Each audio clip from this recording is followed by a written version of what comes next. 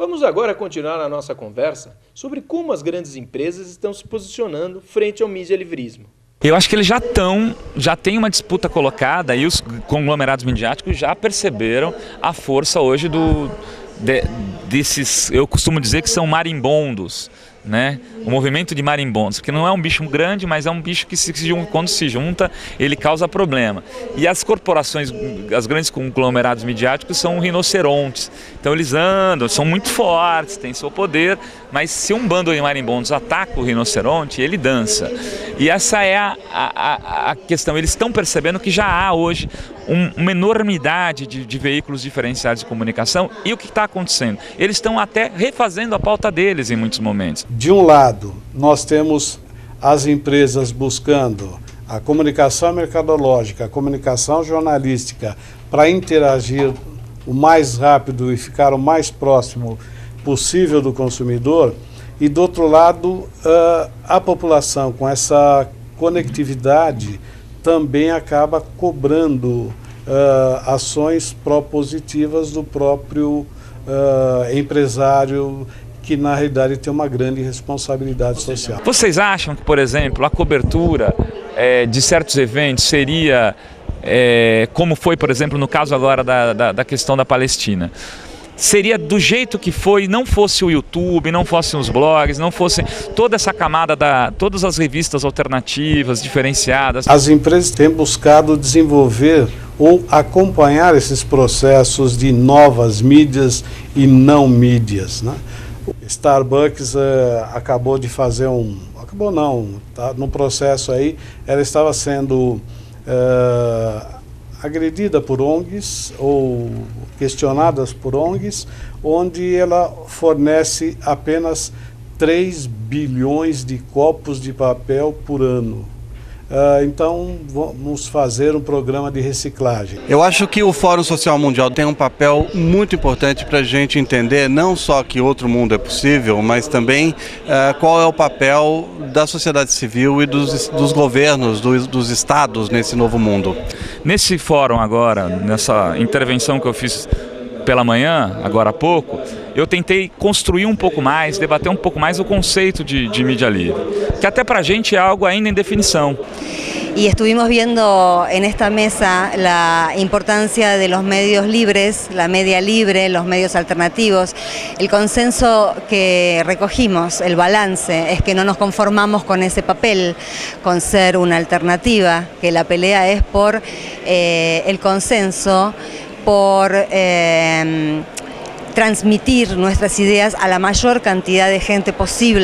Você tem mais acesso, né? Você tem um leque muito mais amplo, mas o mídia-livrismo talvez ele tenha, eu não vou dizer um componente perverso, mas um componente preocupante, que acho que é por isso que eu falo da questão da falta do mediador e da importância de se tomar cuidado com tudo que a gente lê. Né? Isso serve para os jornais também, obviamente, claro. Mas a questão de ele servir como um transmissor de informação, se for o caso, mas também de contra-informação.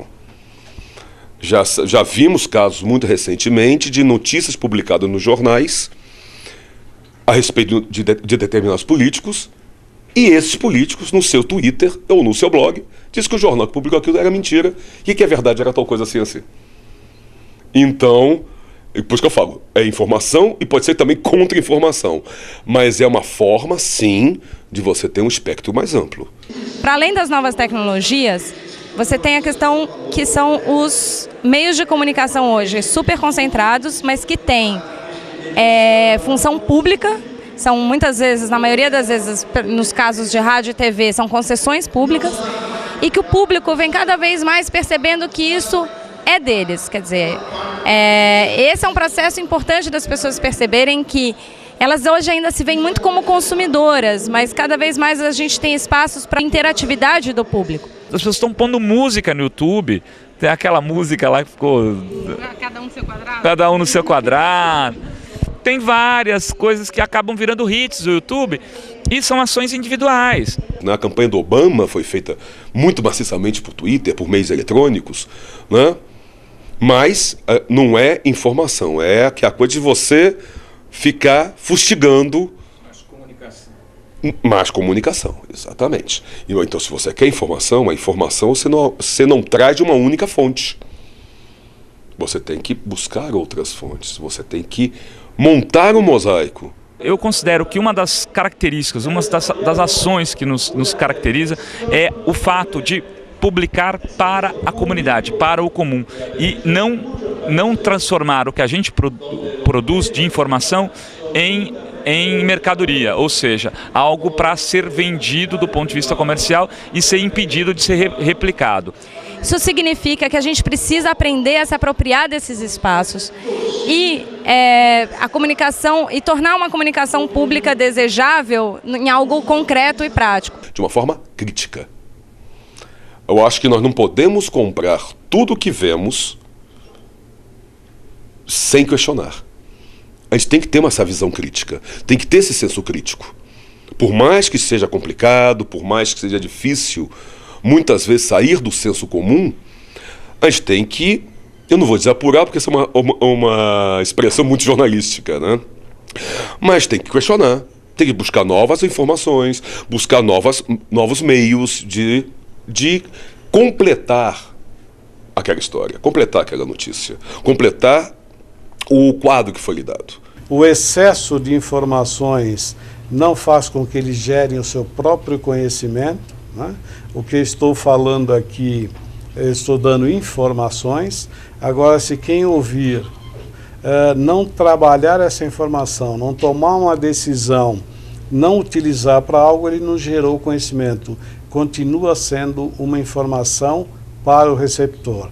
Para eu, Marcelo, falarmos alguma coisa aqui, nós precisamos buscar informações, transformar informações em conhecimento para repassar, mas para receptor é sempre informação. Toda a produção de um mídia livrista tem que ser livre, aberta, ou seja, tem que estar em Creative Commons, tem que estar em copyleft, não pode estar em copyright, tem que poder ser usada por outras pessoas e tem que poder ser usada para construir, para criar do ponto de vista do compartilhamento. Esse é um canal de conscientização e de troca de experiências, de troca de ideias. Porque ainda falta, por mais que a gente discuta, veja televisão, programas, livros, palestras, ainda falta uma conscientização, uma troca de informação dos atores sociais, da sociedade. E aí eu acho que esse mídia livrismo, ele é um canal, ou são vários canais, não para conscientizar, porque não podemos pensar isso como uma coisa doutrinária, mas principalmente como troca de experiências, troca de ideias, troca de informações e aumentar uma conscientização. E trazer informações mesmo, vai ter um encontro X, vai ter uma palestra Y, olha, você viu tal coisa, sabe? Isso sim, isso é importante. Mas é um papel, eu diria, muito mais social, acima do que a questão comunicacional, digamos assim. A questão comunicacional está embutida dentro desse papel mais amplo que é o papel social. Quando a gente fala de mídia livre, é tentando dizer assim, olha, não é um movimento necessariamente de esquerda, foi o que eu disse. Acontece que a maior parte das pessoas que estão nele são de esquerda porque não concordam com a lógica do mercado. Mas ele não é necessariamente de esquerda, não precisa ser de esquerda para ser mídia livrista. Mas em geral os mídia livristas são de esquerdas. Porque são de esquerda? Porque eles têm uma visão que é de mais libertária e que não tem como ponto de partida a dinâmica e a lógica do mercado. Que no nos queremos conformar con que nos lean o nos escuchen aquellos que ya pensaban antes como nosotros, sino que queremos aportar ideas y esclarecer algunas cuestiones para que alguna gente que solo se informa a través de los grandes medios tenga la posibilidad de escuchar la otra campana. Aí eu acho que a gente tem que diferenciar da questão da mídia alternativa exatamente para não parecer que a gente está tentando repetir uma coisa que já aconteceu, que já teve sua história, que teve seu valor, que foi importante e que nos ajudou inclusive a sair de um momento terrível da história do Brasil. Mas aquela mídia era de papel e era política. E hoje o que está se produzindo não é exatamente isso. Mas é muito política. Tem política também. Mas, por exemplo, vamos dar um exemplo. Você pega a Agência Envolverde, que é um veículo importante de comunicação. É uma mídia política? Ela é uma mídia... O movimento é essencialmente político. Eles discutem a questão as disputas pela órbita ambiental. Ela é uma mídia segmentada, importante e essencialmente mídia livre. Está a revista Viração, que é feita para jovens, né? É uma revista que discute questão sexual, que discute... É destinada a um público específico, segmentado, garotos de 15 a 20 anos de idade, né? Tô aqui... Agora, que tem alguns veículos de comunicação que têm toque político, como no caso a Fórum, que também estão nesse movimento. Essa diversidade nunca vai ser expressa sendo mediada, sendo controlada e sendo administrada por meia dúzia de pessoas que vinham controlando os meios de comunicação, por meia dúzia de famílias que vinham controlando os meios de comunicação. Como disse o Sérgio Amadeu, isso numa conversa anterior a essa mesa, já tem 150 mil softwares desenvolvidos por garotos que fazem software livres no mundo. Quer dizer, são 150 mil softwares, não estou falando de 150 mil pessoas construindo software. A comunidade de software livre chega a milhões hoje, que trabalha com software livre. Então é esse movimento que a gente está tentando dizer de forma mais forte que existe, tem princípios, esses princípios são relativamente claros para todos nós, inclusive. E aqui a gente tem um espaço de experimentação, tem um espaço de troca de experiências e a gente precisa aproveitar que nós temos muito pouco a perder para construir novos modelos e novas referências dentro do campo da comunicação. A sociedade precisa de informações para tomar decisões e decisões fundamentais para que definam que mundo a gente quer amanhã. Como é que vai ser amanhã? Amanhã vai ser um bom lugar para se viver ou vai ser um lugar caótico, sem nenhuma condição de manter a vida e o conforto como nós conhecemos hoje? Chegamos ao fim de mais um Ação e Meio Ambiente. Esperamos que vocês tenham entendido os conceitos e a importância do mídia-livrismo. E por falar no tema, visitem o nosso site, que é www.açãoemeioambiente.com.br. Ali, vocês poderão encontrar uma série de informações ligadas ao tema socioambiental.